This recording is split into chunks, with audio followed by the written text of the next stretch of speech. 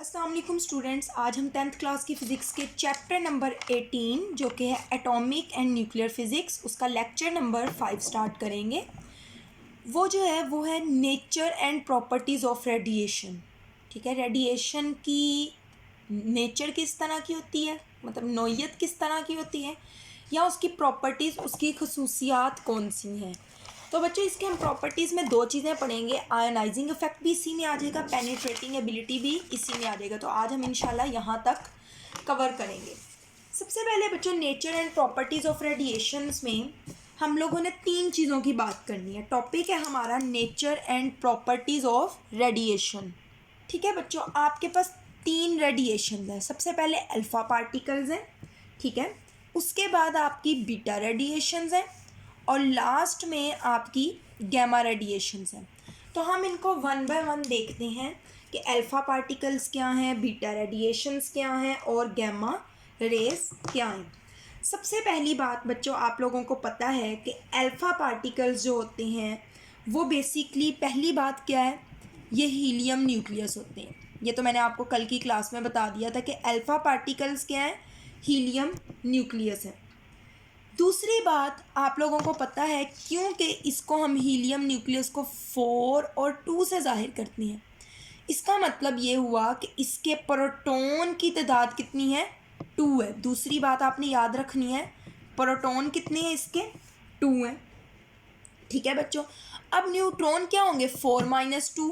ठीक है, और न्यूट्रॉन की तादाद कितनी है, ये आपने थर्ड बात याद रखनी है, वो भी 2 है। थर्ड बात आपने याद रखनी है इलेक्ट्रॉन। आपको पता है जितने प्रोटॉन होते हैं उतने ही इलेक्ट्रॉन होते हैं, तो इस पे चार्ज कितना है, 2 इलेक्ट्रॉन का इस पे चार्ज मौजूद है। तो आपने अल्फ़ा पार्टिकल पे स्टार्ट में क्या लिखेंगे, alpha particle comprising of helium nucleus. Alpha particle helium nucleus पर मुश्तमिल होते हैं and comprising of 2 protons, 2 neutrons and charge of 2 electron. जो 2 प्रोटॉन, 2 न्यूट्रॉन और 2 इलेक्ट्रॉन के चार्ज पर मुश्तमिल होता है। अब बच्चों एक ऐसा न्यूक्लियस, लार्ज अनस्टेबल न्यूक्लियस जो होता है, आपको पता है उसने अपने अंदर से अल्फ़ा पार्टिकल एमिट करके स्टेबल में चेंज होना है। तो कैसा अनस्टेबल न्यूक्लियस जो है वो चेंज होता है, वो ऐसा होता है जिसके लार्ज नंबर ऑफ प्रोटॉन हो और लार्ज नंबर ऑफ न्यूट्रॉन हो। कहने का मतलब क्या मेरा बच्चों, एक ऐसा अनस्टेबल न्यूक्लियस जिसके प्रोटॉन की तादाद ज़्यादा हो और न्यूट्रॉन की तादाद ज़्यादा हो, वो डिके होता है, यानी तोड़ फोड़ का शिकार होता है बाय एमिटिंग अल्फ़ा पार्टिकल। ऐसा न्यूक्लियस अनस्टेबल जिसके लार्ज नंबर ऑफ प्रोटॉन हो और लार्ज नंबर ऑफ न्यूट्रॉन हो, वो अपने अंदर से अल्फ़ा पार्टिकल एमिट करता है। ठीक है बच्चों, ये आपने इसके बारे में 1 2 3 4 और 5 बातें याद रखनी है और ये आपका 2-3 लाइंस में बन जाते हैं। यहाँ पे आप हेडिंग बनाएंगे ना, नेचर एंड प्रॉपर्टीज़ ऑफ, सबसे पहले आप अल्फ़ा पार्टिकल की हेडिंग बनाएंगे। ठीक है, nature and properties of radiation में सबसे पहले अल्फ़ा पार्टिकल की। Alpha particle is a helium nucleus. पहली बात, अल्फ़ा पार्टिकल एक हीलियम न्यूक्लियस है, जो मैंने आपको सबसे पहले बताया है। उसके बाद comprising of 2 protons and 2 neutrons. जो 2 प्रोटॉन्स, ठीक है, 2 प्रोटॉन्स, पहले helium nucleus, 2 protons and 2 neutrons और 2 न्यूट्रॉन्स पर मुश्तमिल है with a charge of 2 electron. और चार्ज कितना होता है, 2 इलेक्ट्रॉन वाला। ये आपने 4 बातें याद रखनी। अब अगली line, an unstable nucleus with large protons and neutrons. एक अनस्टेबल न्यूक्लियस जिसके लार्ज प्रोटॉन हो और लार्ज नंबर ऑफ न्यूट्रॉन्स हो, may decay by emitting alpha radiation. वो अल्फा रेडिएशन को एमिट करके डिके हो सकता है। तो बच्चों ये आपका हो गया अल्फा पार्टिकल वाला पार्ट कंप्लीट। आगे आ जाता है बीटा रेडिएशन। बीटा रेडिएशन जो है एक स्ट्रीम होती है। स्ट्रीम किसे कहते हैं, ये बच्चा स्ट्रीम है, एक धार, एक इस तरीके से लाइन सी। ठीक है, stream of high energy electron. किस चीज़ की स्ट्रीम है, हाई एनर्जी वाले इलेक्ट्रॉन्स की एक स्ट्रीम होती है। ठीक है बच्चों, अब अनस्टेबल जो न्यूक्लाई होते हैं, अनस्टेबल न्यूक्लाई, ऐसा अनस्टेबल न्यूक्लाई अपने अंदर से बीटा रेडिएशन एमिट करता है जिसके पास एक्सेस न्यूट्रॉन्स हों। यानी न्यूट्रॉन्स की तादाद उसमें ज़्यादा हो। बस आपने इसका इतना ही लिखना है। यहाँ से बीटा रेडिएशन स्टार्ट हो रहा है। Beta radiation is a stream of high energy electron, high energy electron वाली स्ट्रीम है। An unstable nuclear with the excess of neutrons में इजेक्ट बीटा रेडिएशन। एक ऐसा गैर क़याम पज़ीर न्यूक्लियस जिसके पास न्यूट्रॉन्स की तादाद ज़्यादा हो, वो अपने अंदर से बीटा रेडिएशन को खारिज करता है। Gamma radiations are very fast, बस इतना ही। आगे आ जाता है बच्चों आप लोगों का बीटा रेडिएशन, गैमा रेडिएशन। बच्चों गैमा रेडिएशंस में आप लोगों ने सिंपली करना है कि ये basically fast moving light photons होते हैं, यानी लाइट्स पे मुश्तमिल होते हैं। लाइट होती है फोटॉन्स, पैकेट्स ऑफ एनर्जी, ठीक है। फास्ट मूविंग, तेज़ हरकत करने वाले लाइट के फोटॉन्स होते हैं। फोटॉन्स कहते हैं पैकेट्स ऑफ एनर्जी, ठीक है।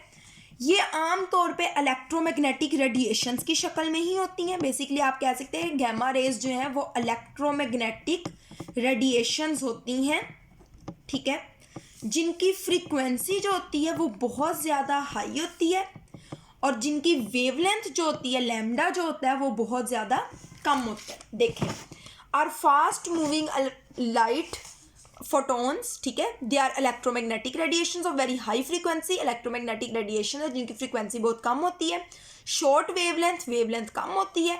Emitted by the unstable excited nuclei, unstable गैर क़याम एक्साइटेड न्यूक्लियाई, आपको पता है एक्साइटेड जो बाहर वाले वो शेल्स में जाते हैं, आपने केमिस्ट्री में पढ़ा होगा, वो अपने अंदर से एमिट करते हैं।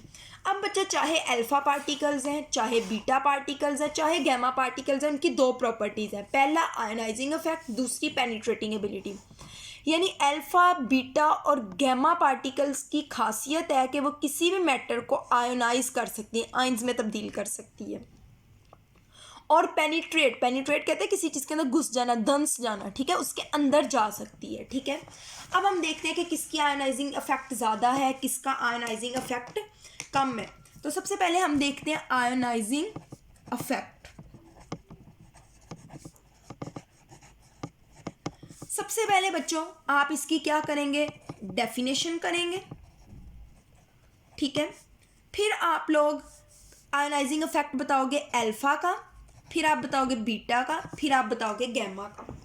तो बच्चों रेडिएशन, ये फॉर एग्जांपल एक मटेरियल है, एक मैटर है, इसमें से रेडिएशंस गुजर रही हैं, वो अल्फा भी हो सकती है, बीटा भी हो सकती है, गैमा भी हो सकती है। तो ये जो पूरे का पूरा मैटर होगा ये आयंस में चेंज हो जाएगा, यानी पॉजिटिव और नेगेटिव आयंस में चेंज हो जाएगा, ठीक है। तो इस प्रॉपर्टी को आयोनाइजेशन कहते हैं। द फिनोमिना, एक ऐसा अमल बाय विच, जिसके ज़रिए radiation split matter into positive and negative ions, जिसमें रेडिएशंस मैटर को पॉजिटिव और नेगेटिव आयंस में तब्दील करती है, इज़ कॉल्ड आयोनाइजेशन कहलाती है। All three kinds of radiation के तीनों इकसाम, यानी alpha, beta and gamma, can ionise the matter को आयोनाइज कर सकती हैं। अब बच्चों आपने याद रखना है कि अल्फ़ा की आयोनाइजेशन पावर सबसे ज़्यादा होती है, पहले नंबर पे है, दूसरे नंबर पे बीटा है, तीसरे नंबर पे गैमा है।